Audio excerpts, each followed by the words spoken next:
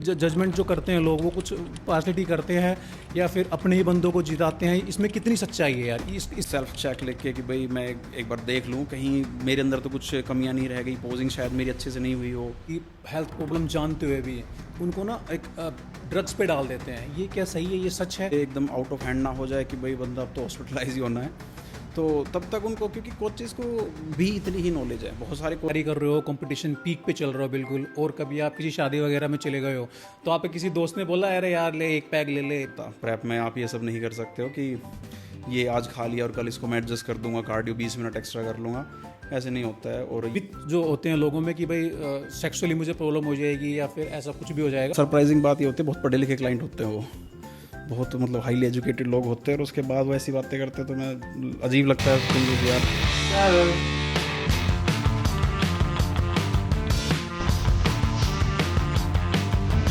Hello दोस्तों, स्वागत है आपका एक बार फिर। और आज हमारे साथ जो गेस्ट हैं वो बिल्कुल बॉलीवुड एक्शन हीरो की तरह दिखते हैं। बहुत सारे कंपटीशन इन्होंने खेले हुए हैं। आज उनसे काफ़ी सारे फिटनेस के बारे में बात करेंगे। तो चलिए स्वागत करते हैं अपने भाई का। आशीष, कैसे हो भाई? मैं बहुत बढ़िया भाई, and thanks for this unique introduction. और आप बताइए, आप कैसे हैं? जी, जब आपने बॉडी बिल्डिंग शुरू की थी तो यार आपने बहुत सारी प्रॉब्लम फेस की होगी, है ना? तो मैं ये चाहता हूँ कि आप नए बच्चे, जो नए एडल्ट बच्चे हैं जो शुरुआत करना चाह रहे हैं बॉडी बिल्डिंग, तो आप उनको क्या राय देना चाहोगे कि जो चीज़ आपने फेस करी है, जो प्रॉब्लम आपने फेस की है बॉडी बिल्डिंग में, उनको ना हो?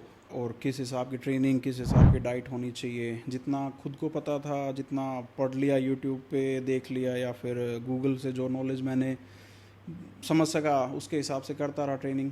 तो स्टार्टिंग में तो ये था, मेरा सजेशन रहेगा लोगों के लिए कि भाई अगर आप प्रोफेशनली करना चाहते हो, बॉडी बिल्डिंग है, पावर लिफ्टिंग है, तो भैया अपना एक अच्छा सा कोच पकड़िए, और कोच भी ऐसा हो जिसको एक्सपीरियंस हो, नॉलेज हो। तो कोच दुनिया भर के बैठे हैं मार्केट में, ठीक है, तो बस ऐसे किसी के चक्कर में पड़ जाना कि बस वो सामान ठोक ठोक के आप लोगों को कहीं का ना छोड़े, गेम वेम तो दूर की बात, अपनी हेल्थ को ही आप ना संभाल पाओ। तो बस यही है, कोच अच्छा पकड़ो, और इन्वेस्टमेंट है काइंड ऑफ कि भाई अच्छा कोच पकड़ोगे तो अच्छी ट्रेनिंग कर पाओगे, अच्छा जो आपका रोड मैप होगा, जो आपको गेम खेलने हैं, जो भी कुछ आपने प्लान किया अपने लिए, तो वहाँ तक पहुँचना, वो जो सफ़र है वो थोड़ा आसान हो जाएगा, सॉर्टेड हो जाएगा काइंड ऑफ। कंपटीशन के साथ साथ आप जो है ट्रेनिंग भी कराते हो, है ना? कभी आपके साथ ऐसा हुआ है कि कोई क्लाइंट आया हो और आपको बोला हो यार आशीष बस मेरा पेट वेट कम करना है, बाकी फैट तो मैं कम कर लूँगा अपना, ठीक है?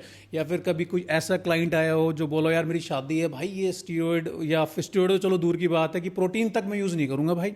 इनसे ना मैंने सुना है कि मिथ जो होते हैं लोगों में कि भाई सेक्सुअली मुझे प्रॉब्लम हो जाएगी या फिर ऐसा कुछ भी हो जाएगा, तो उन क्लाइंट को आप क्या जवाब देते हो? ऐसा बहुत ज़्यादा रेगुलर बेसिस पे होता है कि क्लाइंट आके बोलते हैं कि पेट कम करना है, बाकी हर जगह से मैं ठीक हूँ।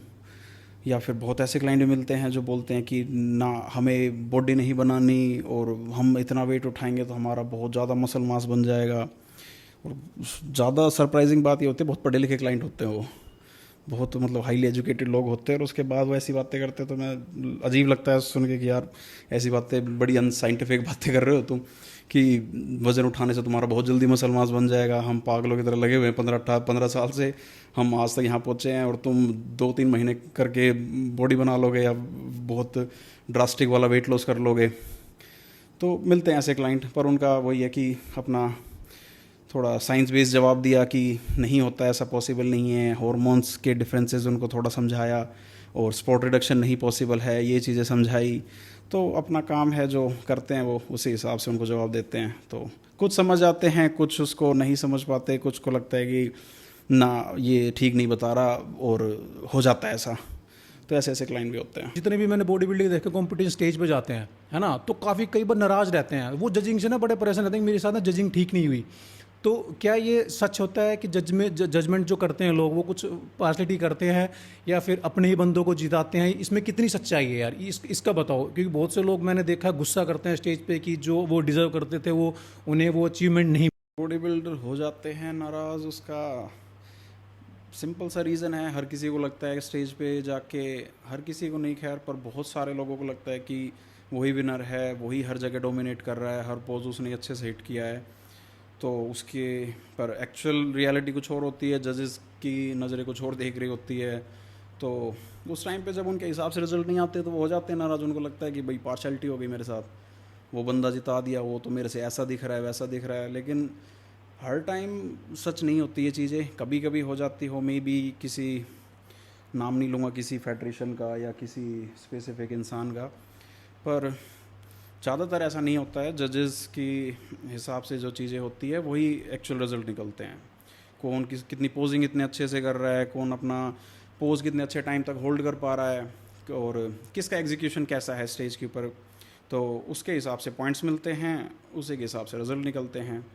तो नाराज़ जो होता है उसको शायद अपना थोड़ा सा एक बार एक सेल्फ चेक लेके कि भाई मैं एक बार देख लूँ कहीं मेरे अंदर तो कुछ कमियां नहीं रह गई, पोजिंग शायद मेरी अच्छे से नहीं हुई हो, या जो सामने वाला बगल में जो बंदा कॉम्पीट कर रहा है हो सकता है वो हो अच्छा आपसे। वो चीज़ क्या करते हैं, अपने क्लाइंट्स की हेल्थ प्रॉब्लम जानते हुए भी उनको ना एक ड्रग्स पे डाल देते हैं। ये क्या सही है, ये सच है, ये इंडस्ट्री में होता है या नहीं होता? सच है, पर ये सच ऐसा सच है कि बहुत सारे कोचेज़ सामान चला देते हैं अपने, जो उनके क्लाइंट होते हैं, उनके एथलीट होते हैं, कि कुछ भी चल रहा है उनका, कुछ भी डोजेस चल रही है।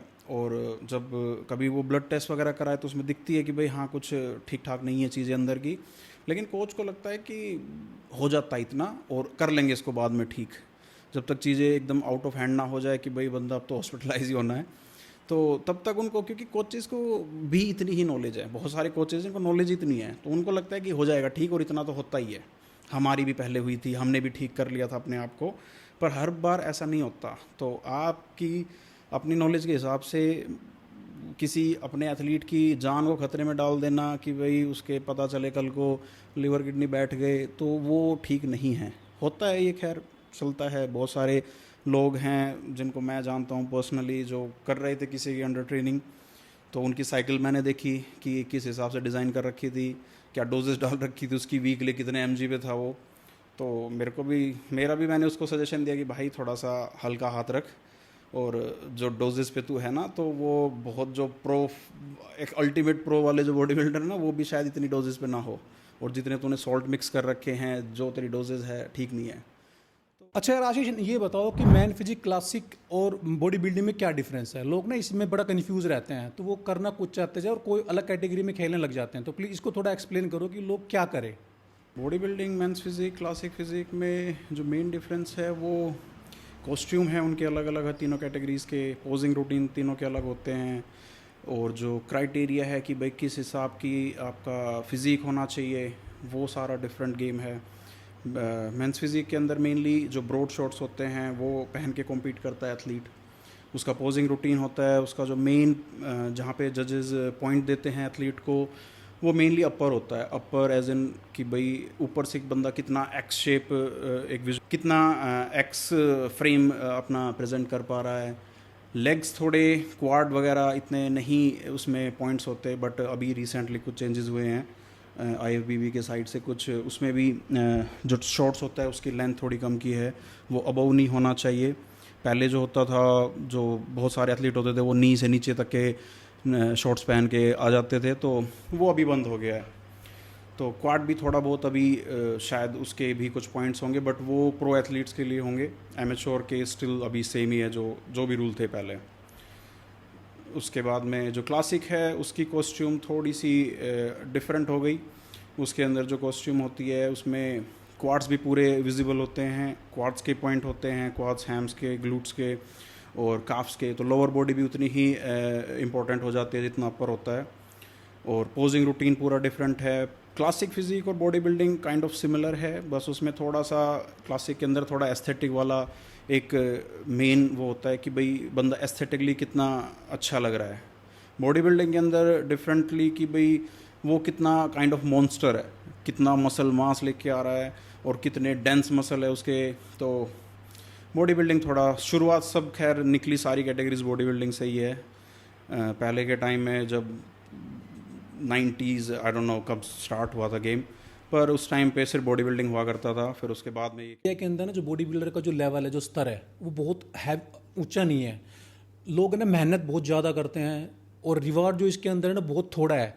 तो आपको क्या लगता है कि कहाँ कमी है इंडिया के अंदर ये चीज़ इंटरनेशनल लेवल तक जाने के लिए क्या करना चाहिए, क्या चीज़ें हमें ऐड करनी चाहिए ताकि लोग एक ओलंपियाड तक जा सके, एक फिटनेस के लेवल को इंडिया में और अच्छा तक ज़्यादातर बढ़ाया जा सके? प्लीज़ इसके बारे में। मुझे नहीं लगता कि हमारे इंडिया में बॉडी बिल्डिंग का लेवल बहुत नीचे है, क्योंकि मैंने देखे हैं बाहर के शोज़ भी, कुछ कंपटीशन हटा दे कुछ, तो उसके अलावा बात करें तो मैंने ऐसे ऐसे कंपटीशन देखे हैं जो बाहर होते हैं, लेकिन वो जो उनकी वेन्यू होती है वो ऐसी होती है जैसे किसी बेसमेंट के अंदर हो रहे हैं, किसी बैंकेट हॉल के अंदर टाइप का नहीं होता अरेंजमेंट, वहाँ पे हो रहे हैं, पीछे एक सिंपल सा बैनर लगा रखा है, वहीं पे स्टेज बना दिया, वहाँ पे खेल रहे हैं और बड़े बड़े एथलीट खेल रहे हैं, इंटरनेशनल एथलीट। तो मैंने ऐसे ऐसे स्टेजेस भी देखे हैं, लेकिन तो मुझे नहीं लगता हमारे इंडिया में बॉडी बिल्डिंग का जो लेवल है या जो अरेंजमेंट होती है वो बहुत नीचे लेवल की है, मेरे को नहीं लगता ऐसा। और रही बात रिवॉर्ड की, तो ये गेम इतना महंगा है, इतने ठीक ठाक इसके लिए बजट चाहिए अगर आपको प्रोफेशनली खेलना है और एक अच्छे लेवल तक खेलना है, तो रिवॉर्ड की क्या ही बात करें, क्योंकि रिवॉर्ड अगर मिल भी गया, मान लो सपोज़ अगर आपको दे देते हैं कोई 50,000 रुपये का रिवॉर्ड दे दिया, ओवरऑल जीत के लाख रुपए मिल गए आपको, तो कुछ फ़र्क नहीं पड़ रहा सच बताऊं तो उस अवार्ड मनी से, क्योंकि इसमें जो खर्चे होते हैं ना वो कहीं कंपेयर टू कहीं नहीं है, दूर दूर तक नहीं है, ठीक है। तो इससे बेटर है कि आप रिवॉर्ड चिल्लाने से बेटर है कि आप अपना थोड़ा अर्निंग देख लो, सोशल मीडिया पे थोड़ा अपना काम करके वहाँ से पैसे कमा लो, या कोई किसी के पास फुल टाइम जॉब है या जो भी है जैसे भी आपको है, लेकिन रिवॉर्ड के भरोसे बैठ के कोई सोचे कि मैं इनाम जीतूंगा और फिर कॉम्पिटिशन। इसमें ना मेरा ये मतलब था कि जो बॉडी बिल्डर जो कंपटीशन की तैयारी करता है, प्रिपरेशन करता है, तो हमारे देश में क्या है कि जो रिवॉर्ड मिलता है ना, जैसे कि कोई कंपटीशन जीता तो उसमें एक सिर्फ नॉर्मल एक सर्टिफिकेशन दे देते हैं, है ना। और दूसरे देश में क्या करता है, अगर कोई मान लो कोई बंदा अपने ऊपर पैसा खर्च कर रहा है, अपने प्रिपरेशन कर रहा है, मेहनत कर रहा है, तो वहाँ पे जो रिवॉर्ड दिया जाता है, जो विनर को जो रिवॉर्ड दिया जाता है वो बहुत एक अच्छे लेवल का होता है। इंडिया के अंदर ना वो नहीं दिया जाता, एक सर्टिफिकेट पकड़े जा देते हैं, ज़्यादा से ज़्यादा 11 या 12,000 रुपये का एक रिवॉर्ड दे देते हैं। तो मैं इसके बारे में बात कर रहा हूँ कि इस लेवल को इंडिया में फेडरेशन को क्या करना चाहिए कि ताकि एथलीट को मौके दिए जाएं, ताकि वो प्रिपरेशन कर रहा है तो उसको एक रिवॉर्ड एक अच्छा दिया जाए। तो इसके बारे में आपका क्या विचार है, क्या सोचते हो आप इसके बारे में? ये जो गेम है उसमें जो प्राइज़ मनी होती है मेरे हिसाब से कोई 2-3 स्टेजेस है। एक तो मेन अपना जो मिस्टर ओलंपिया है वो आर्नोल्ड क्लासिक है, 1-2 और होंगे शायद दुबई वाले जो प्रो शो होते हैं जिनके अंदर एक मिलता है अमाउंट, अच्छा प्राइज़ मनी होती है। पर उसके अलावा मेरे को नहीं लगता, मुझे नहीं लगता पर्सनली कि भाई कुछ ऐसा अमाउंट प्राइज़ मनी में मिलता है कि जिसको कह सकें कि भाई हाँ बहुत कुछ हेक्टिक अमाउंट मिला है, कुछ प्राइज़ मिला है। तो और रही बात अपने यहाँ की इंडिया में, तो जो 2 प्रो शो होते हैं उसमें तो प्राइज़ मनी है ही नहीं, 1 रुपया भी नहीं है। ओनली एक अगर आपकी प्लेसिंग है, टॉप 3 है तो आपको मेडल मिलता है और एक पार्टी सर्टिफिकेट ऑफ पार्टिसिपेशन मिलता है। प्रो शो जो प्रो एथलीट है उनको मिलता है कुछ अमाउंट, पर मुझे नहीं लगता वो कुछ मतलब कुछ है अमाउंट, वो जितने भी डॉलर्स मिलते हैं पैसे में रुपए में कन्वर्ट करेंगे तो। पर ठीक है, मैंने पहले ही बताया था ये गेम पैशन वाला गेम है, अपना खुद के जुनून वाला गेम है ये। तो पैसे के लिए जो इसमें गेम में घुस रहा है तो वो शायद गलत ही घुस रहा है। तो अपना अगर किसी को ऐसा है पैशन कि भाई मेरे को बॉडी बिल्डिंग करनी है तो करो, दिल से करोगे, अच्छे से करोगे तो कहीं ना कहीं भगवान ऐसे रास्ते निकाल देगा कि आपको बॉडी बिल्डिंग के थ्रू पैसे आने शुरू हो जाएंगे, चाहे वो सोशल मीडिया से आए या फिर आपके क्लाइंट्स वगैरह आपको मिलते हैं जिनको आप प्रेप कोच बने।